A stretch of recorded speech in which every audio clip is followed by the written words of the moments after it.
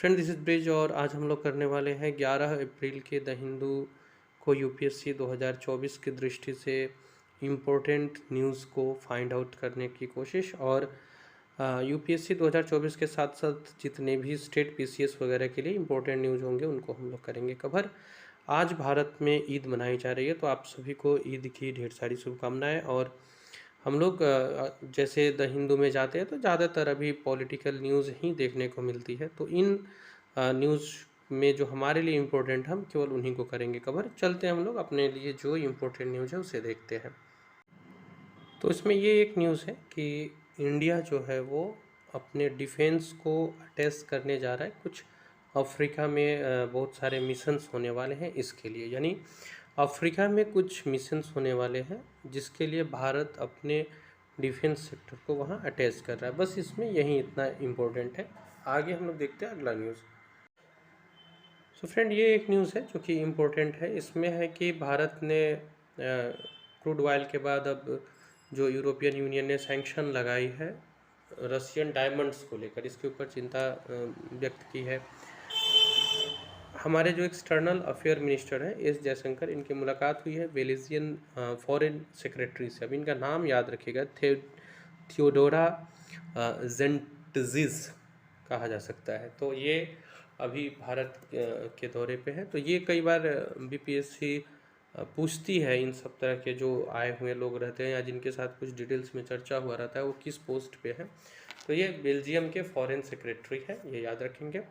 अब ये जो विषय है वो ये है कि रशियन डायमंड्स जो होता है उसका पॉलिसिंग का काम इंडिया भी करता है। इंडिया में जो डायमंड पॉलिसिंग होता है इसका एक बहुत बड़ा हिस्सा रूस से होता है। तो रशियन डायमंड्स का जो पॉलिशिंग होता है इसके बाद यहाँ से भारत भेजता है और एक अच्छा खासा सोर्स ऑफ इनकम होता है भारत के लिए वो। अब चूंकि यूरोपियन यूनियन इसको लेकर के भी बैन लगा रही है कि रशियन डायमंड्स को लेकर के लोग इसे ना खरीदें, ऐसा एक निषेध करने का जो प्रयास किया जा रहा है, तो ये इंडिया के लिए भी कंसर्निंग है। इसी को लेकर बातचीत हुई इंडियन और बेल्जियम, ये दो देशों के बीच। भारत के external affair ministers S Jaishankar और बेल्जियम के फॉरेन सेक्रेटरी थियोडोरा जेंटजिस के बीच। तो ये है। इसके बाद में एक दो और छोटे छोटे न्यूज़ है, जैसे कि मार्च को लेकर एक न्यूज़ है, उसे देख लेते हैं। तो ये जो न्यूज़ है इससे मुझे लग रहा है कि कुछ एग्ज़ाम में भी क्वेश्चन देखने को मिलेंगे और ये है भी बहुत इंपॉर्टेंट न्यूज़ है। एक बहुत अच्छा आर्टिकल है। आपको मार्च जो है ये पूरे इतिहास का अब तक का सबसे गर्म मार्च महीना रहा, यूरोपियन यूनियन का एक रिपोर्ट है। The world experience the warmest March ever due to a combined effect of, अब दो कारण बताया जा रहा है इसका, अल नीनो और जो मानव जनित क्लाइमेट चेंज के कारण रह रहे हैं।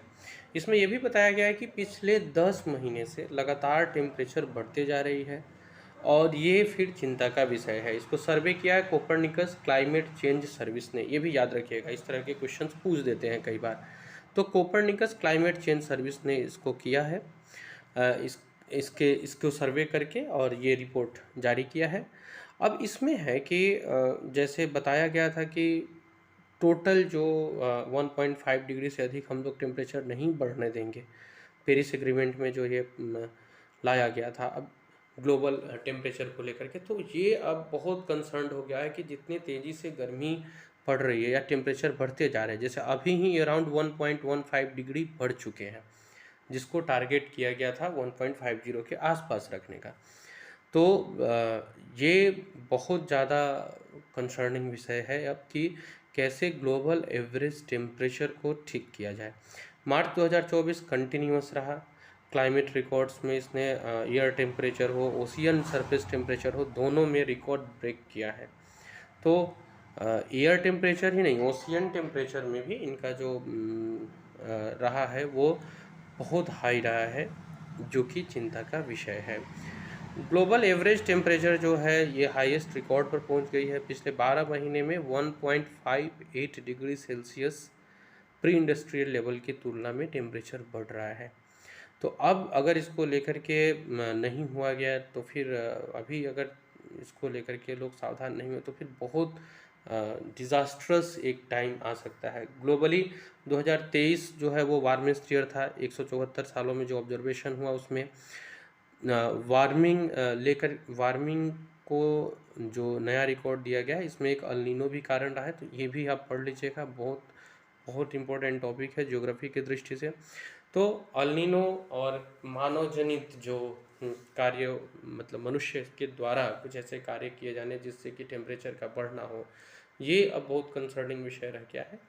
इसलिए एग्ज़ाम के लिए आपको, ये तो वैसे इम्पोर्टेंट था ही, एग्ज़ाम की दृष्टि से आपको ये याद रखना है कि इसको सर्वे किया है कोपरनिकस क्लाइमेट चेंज जो है संस्था उसने, और ये लगातार अब तक के इतिहास का सबसे गर्म महीना रहा है मार्च 2024। तो ये थे आज इम्पोर्टेंट न्यूज़ जो मुझे लगे द हिंदू से। इसके अलावा कुछ अनएम्प्लॉयमेंट को लेकर के, हाँ इसको भी एक देखा जा सकता है। एक अनएम्प्लॉयमेंट को लेकर के इंडियन स्टेट्स की एक आंकड़ा जारी की गई और इसमें कुछ इंटरेस्टिंग चीज़ है। फॉर एग्जांपल इंटरेस्टिंग चीज़ ये है कि जो विकसित राज्य है, जैसे कि गोवा को लिया जाता है, पंजाब को लिया जाता है, यहाँ पे सबसे अधिक अनएम्प्लॉयमेंट देखने को मिला है। ये जो नीचे जो ग्राफ दिख रहा है इसमें आप देखेंगे कि गोवा, पंजाब ये जैसे राज्य अधिक गरीब दिखे हैं। इसके अलावा ये जो डॉट्स है ये रिप्रेजेंट कर रहा है सेल्फ एम्प्लॉयमेंट या फिर अनएम्प्लॉयमेंट को।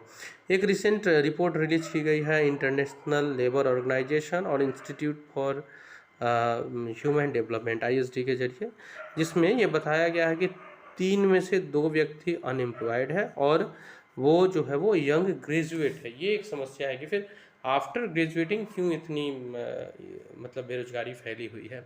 तो क्या ऐसा है कि ग्रेजुएशन के दौरान वो स्किल डेवलप नहीं किया जा रहा है जिससे कि नौकरी मिल सके? तो इसको लेकर के भी सोचना होगा कि ग्रेजुएशन किस तरह से कराई जाए कि वो स्किल्स आए और जो हम लोगों को रोजगार दिलाने के लायक बने। ये वो था जो मैं बताना चाह रहा था। गोवा, केरल, हरियाणा, पंजाब, ये अगर आप देखेंगे ऊपर से 4 राज्य बहुत विकसित राज्य में आते हैं जिनमें सबसे अधिक बेरोजगारी देखने को मिल रही है। सो फ्रेंड्स, आज यही था। मिलते हैं हम लोग फिर अपने अगले वीडियो में।